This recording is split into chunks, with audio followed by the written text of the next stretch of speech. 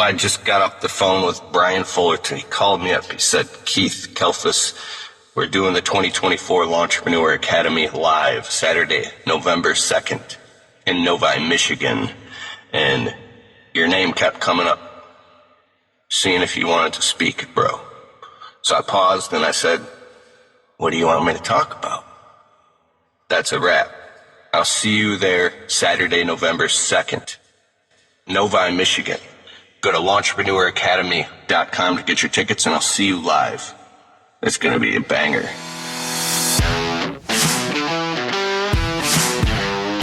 You're now listening to the Fullerton Unfiltered podcast. Straightforward, no-nonsense business advice. Completely unfiltered. Grow your business. Grow your life. Now, here's your host, Brian Fullerton. Hey, what's going on, guys? Welcome to another episode of the Fullerton Unfiltered podcast. It is your host, Brian Fullerton here, hanging with you guys, and good morning. Well, today I wanted to talk for just a couple of minutes about the conversation of subcontracting, maybe using regional or national outfits that you subcontract out, and some of the broker services and the broker guys that are out there, and just kind of weigh in for a couple of quick minutes here about my thoughts on some of this conversation. Again, as my company continues to get bigger, we're having more and more of these type of conversations. And just to be totally fair and totally frank, I'm still learning. I do not have it all figured out. I will tell you straight up that a lot of these individuals are great.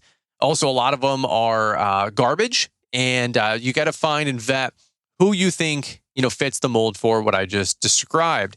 And what I wanted to do for just a couple minutes on today's podcast episode is just maybe give a couple of warnings, a couple of suggestions, right? Maybe as you look to grow your business and you're thinking, well, I just had this company reach out and, they're offering me 5, Dollar Generals, or 3 Sherwin-Williams paint stores, or 5 Chase banks, or, 10 Outback steakhouses, or 4 Amazon facilities, right? Or whatever.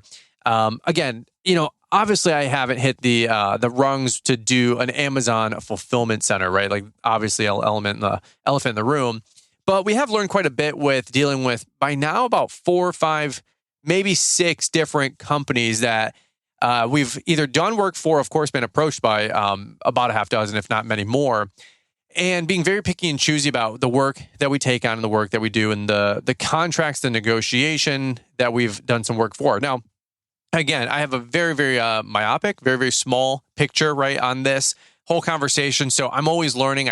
I'm not here to, throw the guys that are doing it well under the bus. That's not my conversation today. What I will say, though, is there is a handful of folks out there, and I'm hoping to do a YouTube video on this later tonight. And maybe you guys can weigh in on the comment section talking about the companies to stay clear away from.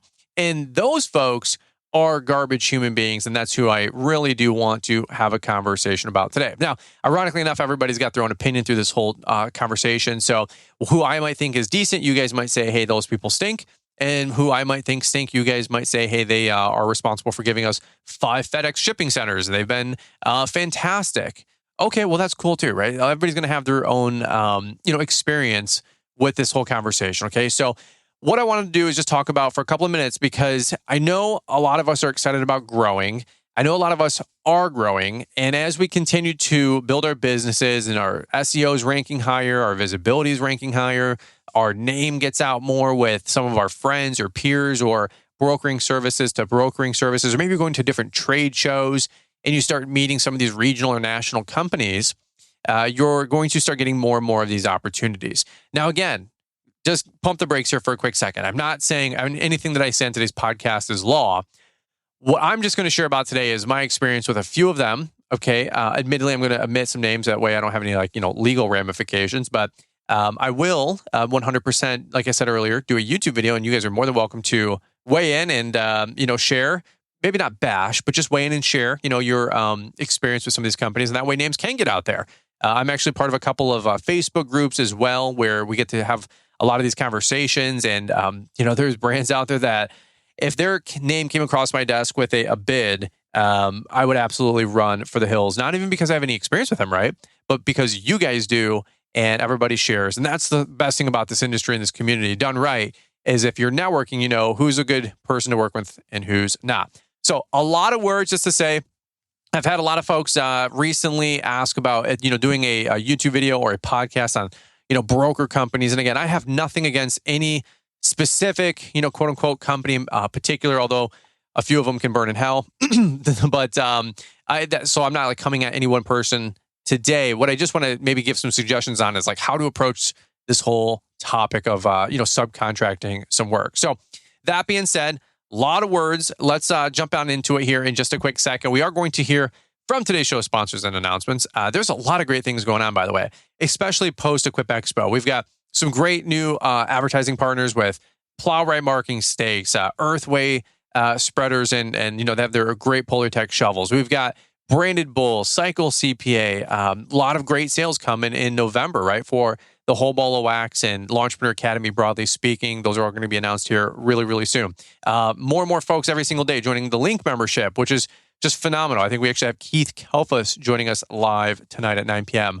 on our weekly live call, which is going to be phenomenal. I love Keith Kelfus, and he's one of our speakers at LAL.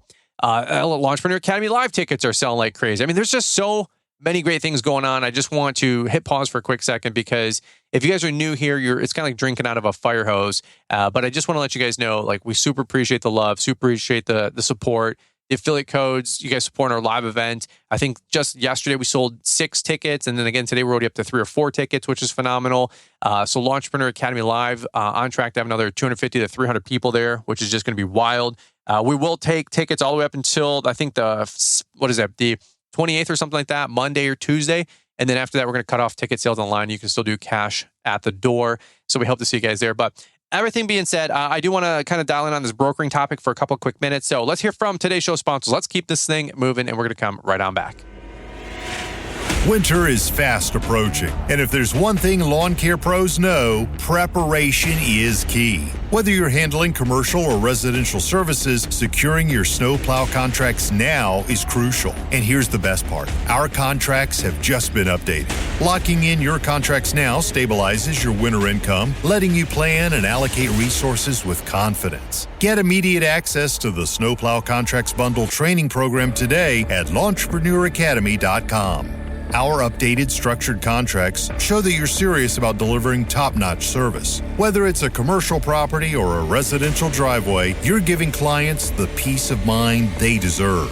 And of course, stay ahead of the competition. With flexible contract options, per push or seasonal prepay, you'll be the go-to provider in your area. Serving large businesses or individual homeowners, we've got you covered. If you're ready to elevate your winter services, head over to Launchpreneur Academy and secure your updated snow plowing contracts now. And yes, they include free lifetime updates. Don't wait for the first snowflake. Get started today and make this your most profitable winter yet.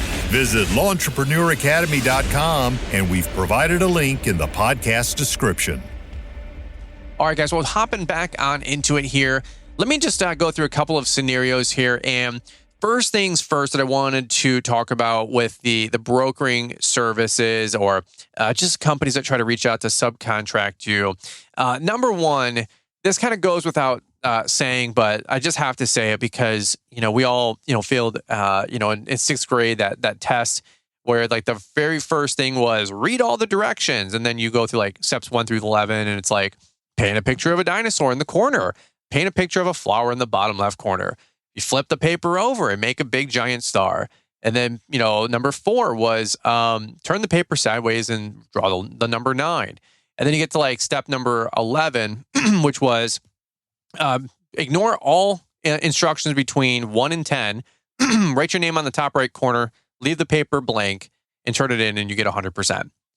And I don't know if you guys can ever remember those little like tests or whatever they were, quizzes or challenges. Of course, my paper was as marked up as ever because I was ambitious. I just wanted to race through everything. It's still like a terrible trait of mine today. I just want to race to the finish line on some of this stuff. And sometimes you got to realize like there's a process, right? And so I was one of those kids a half hour into this thing, just working my heart out on the instructions when all the Poindexter kids in the class, ended up just reading the instructions for 30 seconds, putting their name on, turning it in. And then they got to go to recess or play outside or, go to the gymnasium and shoot basketball hoops or go to lunch early, right? So I know this goes without saying, but maybe you guys are sometimes maybe as hard-headed or thick-skulled as I am. So number one, when you're going through these whole contracts and agreements, read the freaking contract. Do not just look at the number. Do not just look at the service interval. Do not just go, well, what happened to the last guy? And then say, well, we're going to make this thing rain. Okay? This is something where you need to actually put your big boy hats on. You got to put your big boy pants on and read the freaking contract and ask a lot of questions. What did happen to the last guy? What are your payment terms? What is supposed to be my contact with the client? Am I supposed to have any contact with the client? What are your payment terms? How many customers like this do you guys deal with? How fiscally solvent are you guys to be able to pay me in a timely manner?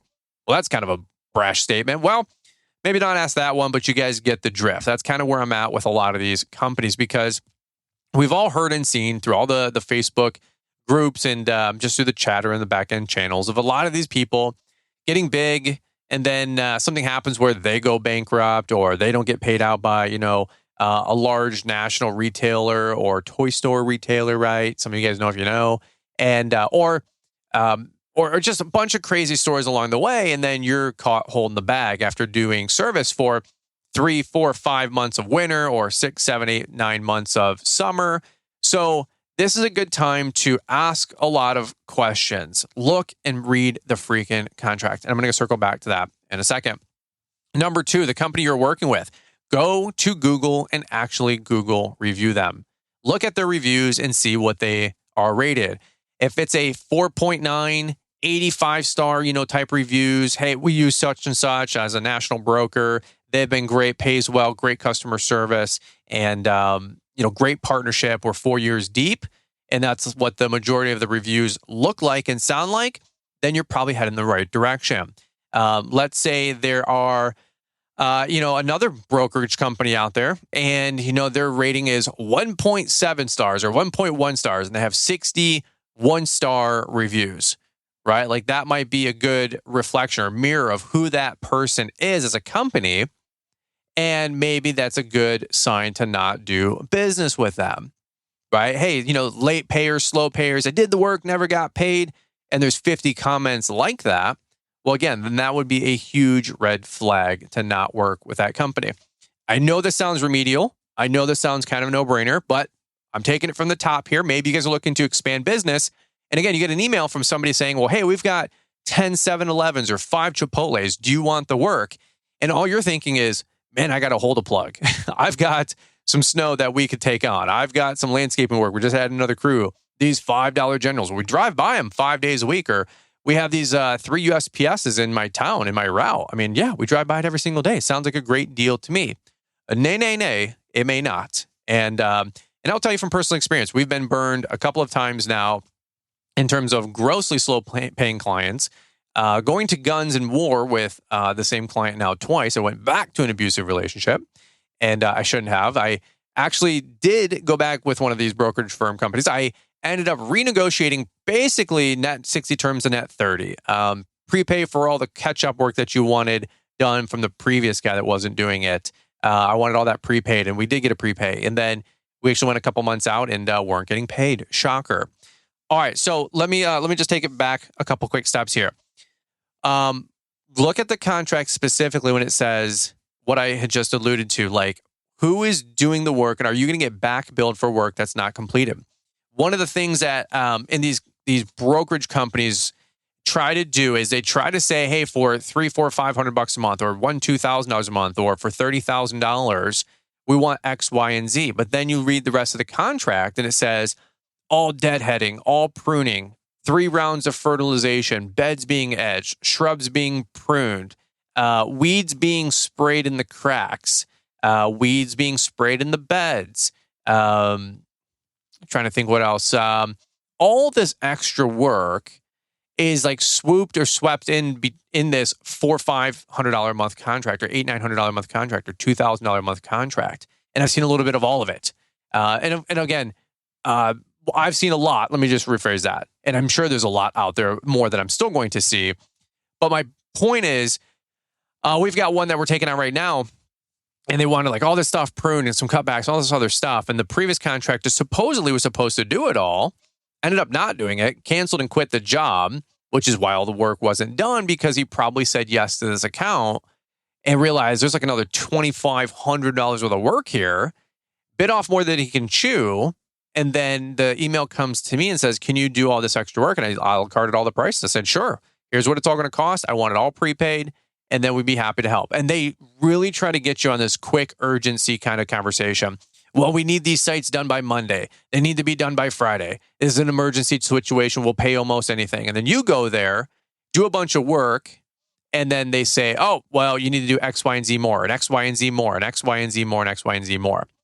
I'm just telling you guys, I don't have like this perfect law or litmus just yet about like when to walk away or yes or no or who's the right guys. I'm just telling you, if it seems pushy, if it seems low, if it seems not right, it probably isn't. And I don't want anybody burned or owed money. Okay.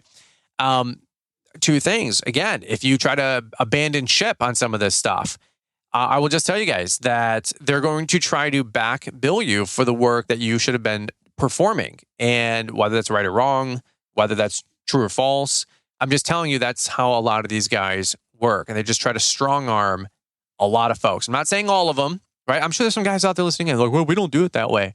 Somebody forwarded on the podcast. I'm not saying you. I'm just saying the ones that have the terrible reputations. They have terrible reputations for a reason, okay? So if you get a facility of some kind too, right? And I had somebody shoot me a DM. They said, hey, I took on this huge contract. It was like $30,000-$40,000. I ended up having 3 of my guys quit. There's no way I can perform the work.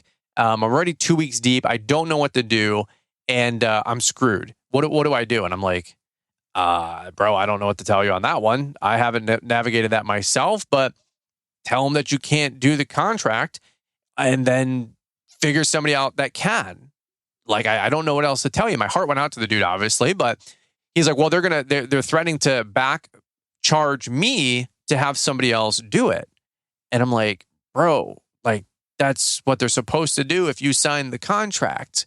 Go put out some hiring ads. Go put out some hiring jobs. You have to figure that out. I'm sorry. It's like big boy club. So also, like in the defense of some of the companies, this is the kind of stuff that happens where people aren't doing what they're supposed to do. Right. So I'm not trying to be mean, but I'm also trying to be super fair, on this podcast episode. If you take off and bite off more than you can chew on some of these agreements, like, dude, you're going to lose your shirt. And so I'm sorry, luck of the draw, it kind of stinks, but it has to be fair both ways, right? Another quick thing is payment terms. If you start seeing these guys, they're trying to charge you net 60, net 90, net 120 day type stuff, perhaps, maybe they've got a fantastic reputation, but also maybe not, right? And I'm not here to do anything really over net 30 in my business right now. I don't care how big the account is. I do not care. Now, if you're like, hey, this is a $2 million Facebook facility, we're through a brokerage company, one of the biggest guys, and I could drop names and they're, phenomenal. And, it is net 60 terms and it, they know it, everybody knows it. Okay, well then, dude, that's fine. But if it's a little Dollar General for like, $200 a month and it's, net 60, net 90, dude, we're talking $200. Like, just tell them net 30 or don't do it. Okay, it's not worth the headache, red tape, legal fees, chasing down your money, this kind of mess, okay? I'm just trying to think out loud some other bullet points as we go through this whole conversation. Absolutely having clear expectations, right? Again, reading the contract. When they say deadheading all trees that are, up to 12 feet tall, and you're like, yeah, of course, like that just means thinning out some trees. No, they mean to them and the guy that's on site for that children's daycare center, they think that means shaping all trees up to 10, 12 feet tall, not just deadheading and thinning out some of the loose branches. And you could absolutely lose your shirt on that one doing a $3,000 prune job. And, they think that it's part of your $400 a month monthly broker fee, right? Or your monthly rate. So explicitly spell things out before you go into the agreement. And do not start an ounce of work until you have numbers, approvals, contracts, everything signed, dated, and all this mess. No emails. Yeah, we can do it. Go ahead. I want to see the word approved in black and white. Now, again, I'm just talking to a lot of the newbies. I'm talking to the guys that are just getting started in business. Again, I'm not throwing shade on anything or anyone. I'm just saying this is the way that I see it. Another one was who gives the final thumbs up that things have been completed? Are we supposed to talk to somebody on site? Are we supposed to take 3 photos? Are we supposed to provide a geotag log that we were there? We went through a company that we're going through this summer right now, and we did all this extra work up front. We got paid for it. We had 1 or so months of billing that ended up getting paid in that 30. Then they fell behind 2 months, and then I basically cut them off, and I said, the account's suspended. And then they said, well, you've been sending invoices to the wrong person. I said, if that's the case, how come my first invoices were paid and the second invoices were all paid? That's a you problem, not my problem. And they tried to push it back on me, saying like it was my fault in some way or shape or form that things weren't being invoiced correctly. They're trying to buy time. I said, no, that's not the case at all. A couple more days go by. I said, the account's still suspended. We're not providing service. And what does your contract say when service gets suspended because of non-payment? Are you going to lose those 2 months of billing? Are they going to try to strong arm and stiff arm you? Are they going to say that you failed to provide service and a service interruption and that's on you, even though they're not paying on time? Right? Long story short, if you can hear what I'm saying on a lot of this, 9 out of 10 of these conversations, they're probably not for you and you probably want to walk away. I'm not saying you can't do a bunch of great work with subcontractors. We have some great people that we subcontract out for. We've also had some really big losers that we've subcontracted out for. Okay. All right. So hopefully the YouTube video can kind of spread some of the names out there so I don't get personally firsthand held any responsibility legally. So the fun part of doing all this mess. Another one. So again, like what happens when service is interrupted? What happens when payments aren't being made? Who's your point of contact? Who are we contacting? Like this all needs to be spelled out beforehand. Things like extra services being done. Like what's the price for mulch or irrigation blowouts or startups? Is this in a contract? Is there a number? Is there a price? You might get to the end of the season and they say, hey, just make sure you tag the irrigation meters and let us know when they're blown out. Or make sure you send us photos when the mulch is done and freshened up. And you're thinking, freshened up? What the hell are you talking about? It's an 8-yard mulch job. What do you mean freshened up? I don't have any price for mulch. It's $1,400 to go freshen up the mulch or $800 to go freshen up the mulch. And they say, oh, no. In the contract, it says section 4-2, all beds must be freshened up with a fresh 2-inch layer of mulch. And you just think, oh, I read that just the weeds need to be sprayed in the mulch beds. No. They think literally that you're supposed to freshen up an 8-yard mulch job for free, part of your $400, $500, $800 a month, whatever job that you're doing. No, that needs to get explicitly spelled out, right? So don't enter any of these agreements if it's not explicitly spelled out and you have an approval, no matter what, on a contract or a form or a website or whatever it is you got to do. All right. And if you can, get as much of this stuff 50% prepaid up front. I'm just telling you, somebody's probably the broker right now listening to me. Well, that's not going to work that way. No problem. Go find somebody else because it's not going to be me or anybody that I have the ability to influence because I'm not letting people taken. Okay. Another one, I had somebody, a buddy come to me and he said, well, I was plowing snow. The company was 60 days behind because they pay 60 days after the client pays. Now, if that customer's net 30, you're 90 days out at best getting paid on a site like that, which is just horrible terms. But because the dude didn't get paid 60 days out from a company that he was subbing out for, he refused to do service. Well, that person said, you are breaking our contract, section 5-2.415. Because you'd failed to provide service, we're not going to pay you out on all of the stuff that we owed you. And so whether that was 10 grand or 50 grand, I don't really remember the story. But again, like these guys, a lot of them, and I'm not saying the big guy, I'm not saying your friend, I'm not saying the big person that we all know in the room, right? Like, but some of them, this is how they're going to rug pull you. And they're going to take you to, the cleaners, and you're going to lose out $2,500, $10,000, $20,000, $50,000. Okay, like this is just how I just feel their business model is, in general. And I'm sure some of these guys will argue otherwise. And again, I'm not throwing anybody specifically under the bus. I'm just saying Let's all learn to work together and let's make things as fair as possible. Okay. And that means you as a contractor need to show up and you need to deliver and do what you're supposed to do. And the broker companies need to do what they're supposed to do as well. All right. Now, again, like I said, complete transparency here. We work with like 3 or 4 great ones right now. They pay well. We do top-notch work, I believe. We have great, phenomenal relationships. So don't think that I'm just throwing broker guys or whatever you want to call them under the bus. It's nothing like that. I'm just saying be cautious of the worst ones out there that are very shark tanky in nature, and they're trying to eat your lunch and strong arm you, okay? What does your contract say about snow? How often are you getting paid out on snow? Is it 30 days? Is it, hey, we pay 30 days after 30 days billing the customer? Are we a net 45 payment? Let me know. To go back to the irrigation blowout, they send you 2 pink tags in the mail and they say, hey, let us know when the irrigation's blown out. And you go, irrigation's blown out? I don't even know how to blow out irrigation. Or irrigation's getting blown out. That's a $145 service or $75 service or $215 service. I got to go get my buddy to go blow it out really quick. I didn't even know that was part of it. And you're like getting a $400 flat a month to take care of some site. And all of a sudden you have another extra $150, what should have been revenue generator, or, $145 cost to you, right? From your buddy subbing it out and blowing that out for you and helping you out. And now you're not making any money on that site and you're losing money, right? Like, spell this stuff out. Read the freaking contract, every single ounce of it. And if you struggle with this, go hire a corporate attorney. You should have somebody on retainer to be able to help you guys out with this stuff. You're like, well, I don't know one. Freaking call one in your small town.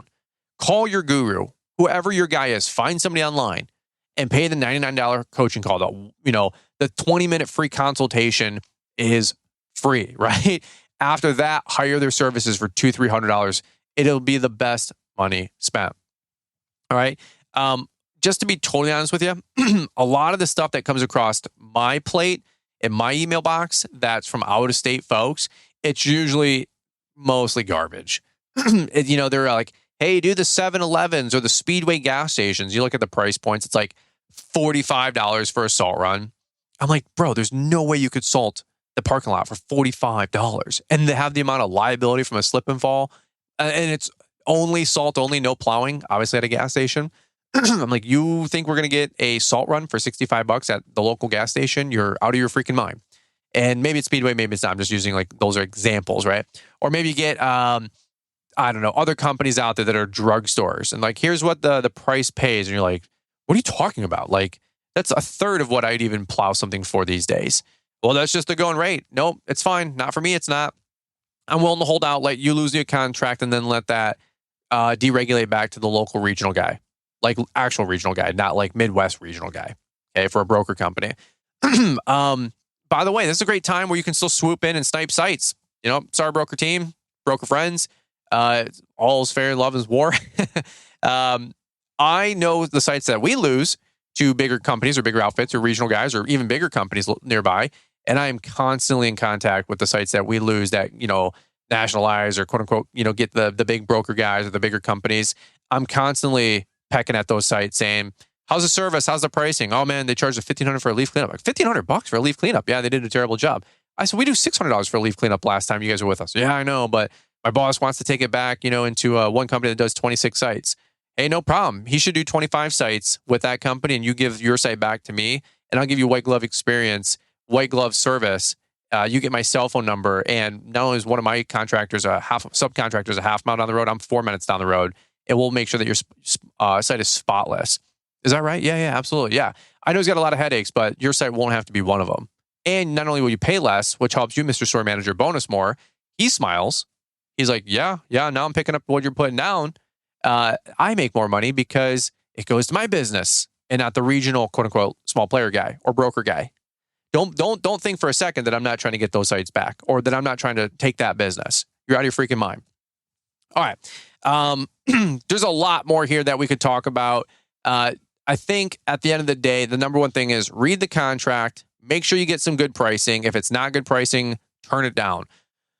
If somebody sells you the dream, hey, we're going to give you the lawn and you're going to get the snow. And if they do not have the signed snow, don't even bother. I'm just telling you, I'm dealing with a lot of that kind of stuff with 2 different ones that I've picked up, these broker companies. And they're like, I asked them basically did work at cost for all summertime for a site. And, September or no, August. Hey, where's the snow? September. Hey, where's the snow? Oh, we're bidding on it. October, where's the snow? November, we're literally doing the cleanup. Saw a company rip through and stake out the property while my guys and I were literally there doing the cleanup. I called up my broker company. I said, I thought you guys were bidding the snow. I said, oh, yeah, well, we're bidding bigger apartment complexes, down south. We just didn't really take a crack at the snow business. And I'm like, I've been doing this work basically at cost and trying to get the snow work to what I believe was going to make a bunch of money for us. Yeah, we just didn't even bid it. Oh, okay. Well, that cost me 7 months of being stupid. Won't do that again. Right? So unless you have like signed contracts or they for sure have got the snow before, work with me a little bit, give them some latitude. Maybe they are trying to lock that stuff down. But if they don't have it, my experience so far, it's not coming. Like, who's the big guys in snow. Who's the big guys in lawn. And anybody who's like, oh, we're going to get this and start spinning you the dream. I don't know. Just be cautious on it. All right. So, man, there is more that I could probably talk about this. If you guys enjoy the show, shoot me a DM, tag it on Instagram. Let me know. Again, no ill will against any specific guy out there. If you're like, oh, he's talking about me, probably not. Oh, he's against so-and-so, probably not. Your name's probably not even on my radar. Not that you're not a big deal. It's just, I just don't know of you yet. I'm still learning too. I'm still getting bigger every single day. Okay. I know. I was just talking to a buddy of mine this morning. Picked up a massive facility with a broker company. I said, does this sound like a good deal? He goes, awesome deal. I said, phenomenal. That's great. And it's one of the big guys that you guys would know if I said their name. And, perhaps we'll be able to do a facility tour with them one day. Right. But it's not necessarily like those kind of guys that I'm worried about. It's these other more Shark Tanky, snaky kind of guys that the minute they can do a rug pull on you, they're going to. I remember sitting at Simon actually with a dude who was one of these guys, and I asked another dude at my table who's dealt with guys like that, and I said, so they work with so and so, and he goes, oh yeah, they do all the national. It was one of like the department stores. I said, oh yeah. I said, oh yeah, cool. I said, I feel like I've seen that before. He goes, oh yeah, and he goes, who makes money at those sites? I go, who? They name the big box store, and then they named the broker company. I said, what about the contract? What about me's and you's? He goes, stay the hell away. Now, that was that experience. That was that guy's experience. That was just his opinion, right? So take it or leave it, right? Probably going to make a bunch of enemies after this podcast. But my point is, just do your due diligence. Don't rush into these agreements. Don't rush into these contracts. Actually read them. Actually hire a corporate attorney. Actually make sure you have an out. Actually make sure you have enforceable ways of getting paid. Actually make sure lawyer fees are talked about and discussed in these agreements if it goes to guns. Actually make sure what payment terms are. Actually understand what your scope of work really, really, really is. Right? Like somebody's like, well, I got 3, these little mom and pop roadside stores and their grass is absolutely horrendous and it's a $6 weekly cut. And you go by and you're like, dude, that's $200 just to get that thing looking clean with a triple cut.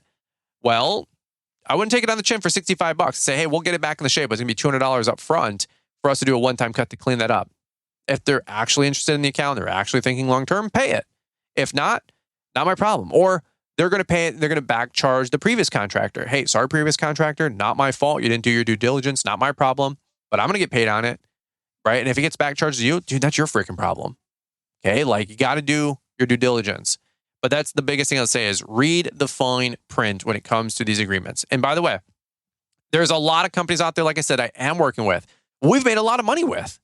So I'm, don't throw the baby out with the bathwater with me just saying, oh, all broker companies are evil. That's not the point of the show. That's not the point of the show at all. Okay. There's a couple sites specifically that Bedell and I have done very, very well.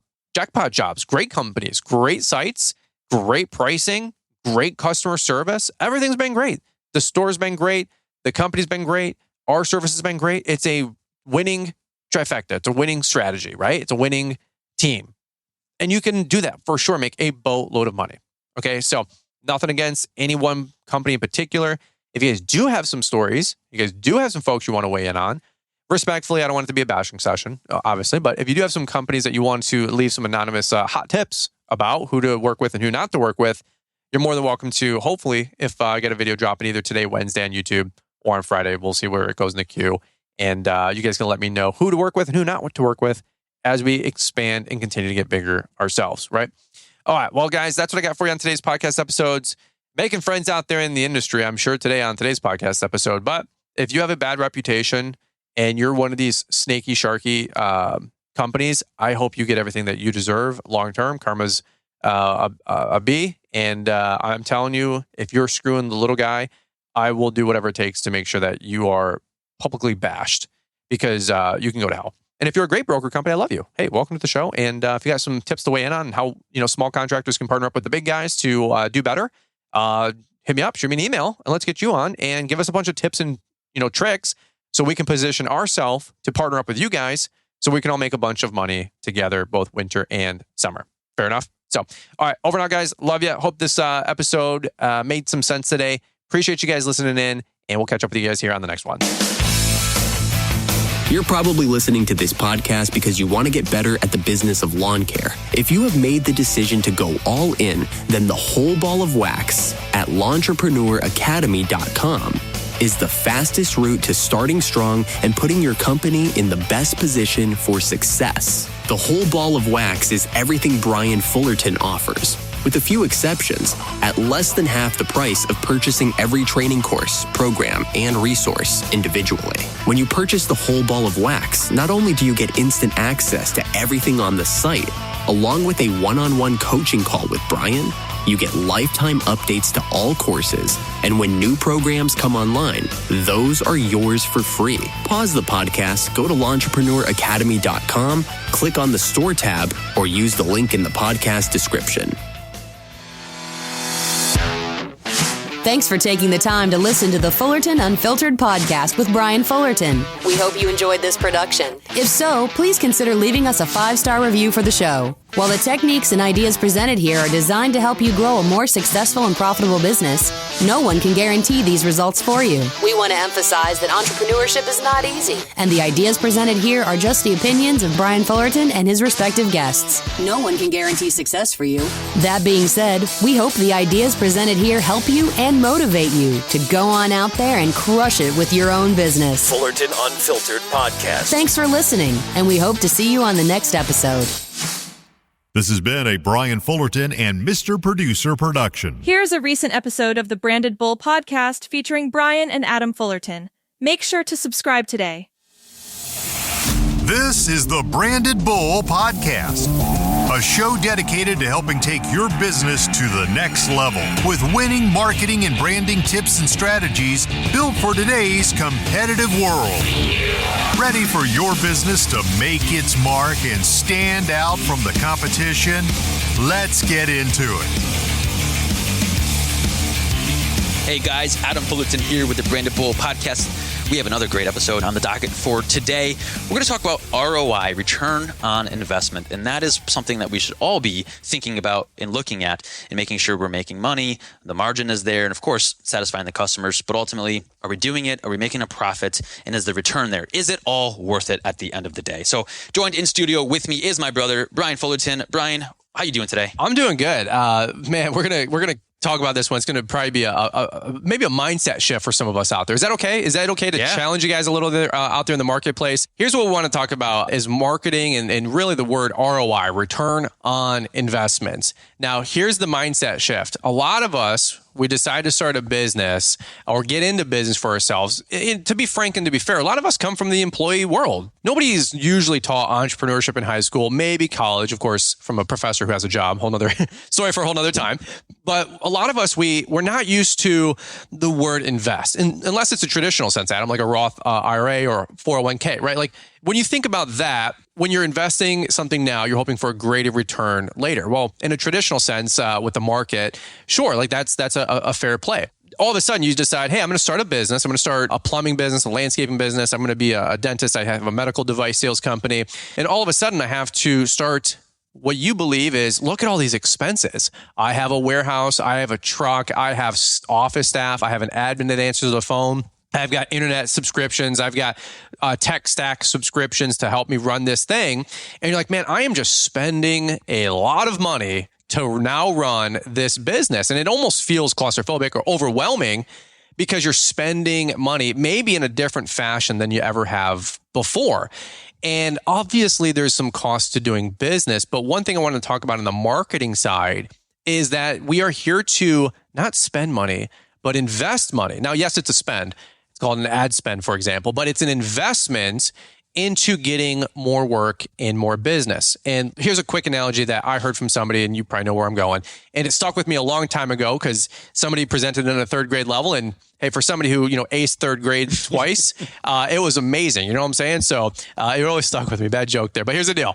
If you have this magical machine, Adam, and you put quarters in on top and dollars came out the bottom, right? And you're 4Xing your money, i.e. marketing, right? Let's say, or 10Xing your marketing in your return. How many quarters would you put on the top of this magical machine? As many as you could. Obviously, the answer is as many as you could, right? And so when you look at marketing, that is what we're trying to do here. Whether that's postcards, yard signs, websites, an ad buy or an ad spend or a radio ad, or like Adam talked about in a previous episode, trailer vehicle wraps and truck wraps. Like the idea is it's a small mindset shift, but it really helps for some of us that are tightwads or maybe more left-brained, or maybe this is all new to you. It helps you justify the expense or the spend or the investment into pouring money into the business because you're looking for a return, a multiple return, hopefully, on what you're spending to make more revenue and, of course, more profit. And so for me personally, whenever I have a money problem, I look, where can I first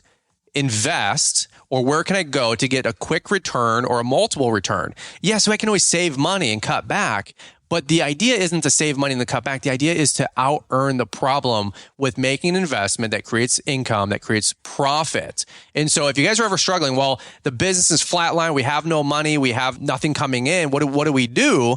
The answer is market. You have to get out front. And there's many different ways to do it. But I just want to talk about the mindset, Adam, of ROI. Here's the thing too, right? Owning a small business ourselves and helping so many small businesses, hundreds at this point, you have to do something at the end of the day. You can't just sit there and just hope business comes to you. Ultimately, we always like to think that the best offense is a strong offense, and to go out there, to broadcast the message, to market yourself, because you want to go find the business instead of praying that it finds you. Absolutely. So it's an investment. And then from there, we like to think that you should look at the different things you're doing, the different tactics you're utilizing, and which one is providing the biggest return. And then maybe pour more money into it, invest more money into that particular medium or tactic. But ultimately, you have these different levers and you should be pulling them at different times and doing different things to attract clients. But at the end of the day, you're investing into getting your name out there. You're investing into helping people find your business. You're investing into the growth of your business. And that's extremely important in this day and age. Again, I'm just a true believer that you just can't sit there and have that idea of, if I build it, they will come. By the way, some people might come, but imagine how many more will if you actually got the word out there. All the best folks in the world that understand business do spend money or time. It doesn't always have to be a money thing, but they do spend energy getting a return, right? Like Elon Musk didn't spend really any money with the Tesla Cybertruck debacle with the window with the steel ball bearing. Yeah. Right. But everybody has conspiracy that was very well orchestrated and intentional. PR stunt. The PR stunt. So do you have to spend money? No, nobody's saying that. You can be creative, right? You're like, well, I don't have any money to invest into something. Then why don't you make a viral-esque looking reel, put it on Instagram, and let that go get 2 million views, and you'll probably get, a 1% conversion and sell a dudette at $80 and you have a 25% margin. You sell 1,000 of those. That's 80,000 in business. You just made $25,000 on a viral reel. People go, well, I didn't even know or think about that. Well, now you do. So you don't always have to spend money, right? But look where you can get the ROI, how you can multiply it, okay? I had a practical example for us, small business, right? Last thing I'll say is we had a 1,500 postcard ad buy. I invested, I think, about $1,500, maybe $300 worth of postage per mailer. 2 mailers. I got $2,000 into this. It was lawn landscaping and snow removal is my background. We picked up 4 small sites worth about $3,000 to $4,000 each. 1 medium-sized size site with about $12,000. Scooped up, Adam, about $25,000 of the business 1 year, first time investment for snow removal. That doesn't count lawn as we double up those revenue numbers for the summer. And it doesn't count the average industry standard for my business, which is 7 years when you get a client. So a $2,100 investment into postcard marketing, Adam, makes me about, let's say $25,000 over 7 years was that $150,000? You said third grade level, so I'm trying to hold on. I think math was in grade 5. I got a B+ in there. Hold on. There you go. But that's what I'm saying, guys. Yeah. Don't be afraid to invest some money. You're looking for a return. I get being on a budget. I get saving. I get not spending or controlling costs. You have to have that element of it. But don't think that way when you're trying to grow the business. You do likely have to pay to play. And again, not always money, but sometimes time or at least energy and focus. So it's a great topic. It's a little mindset shift, but it's something that I struggled with for a very, very long time. Oh, we got to get the business to grow. Oh man, it's going to cost money. No. We're going to invest some money to grow the business. So just a little bit of a checkup from the neck up on that one. Yeah, I love it. And what last thing I'll say really quick too is, like you said, Brian, not everything has to cost money, or maybe there's some things that you don't have to invest any money into. Go listen to our previous episodes about social media, a Google business profile, reviews. We should do another episode maybe on referrals and how to get those. Oh, I love that. Those are all free things that you can do. So what's the ROI on that? 1,000,000,000%, because Infinite. there's no cost, right? Infinite. Thank you. Yeah, we'll talk more about that in another episode. But guys, the mindset, let's shift it to the thinking about investing instead of spending. And of course, if you guys do need help with anything to do with your marketing or branding, reach out to us, brandedbull.com. And if you like what you hear on this episode, please consider leaving a 5-star review, help us grow that podcast, and help more small business owners truly stand out and make a difference in the communities they're serving. So that's it, guys. Thanks for tuning in as always. And of course, we'll see you on the next episode. Thanks for listening to this episode of the Branded Bull Podcast, the podcast dedicated to giving you expert advice and actionable ideas so that your business can make its mark and stand out from the competition. Like what you heard in today's show? Visit brandedbull.com to see how we can help you achieve your marketing and branding goals. Also, please consider leaving a 5-star review. And again, thanks for listening.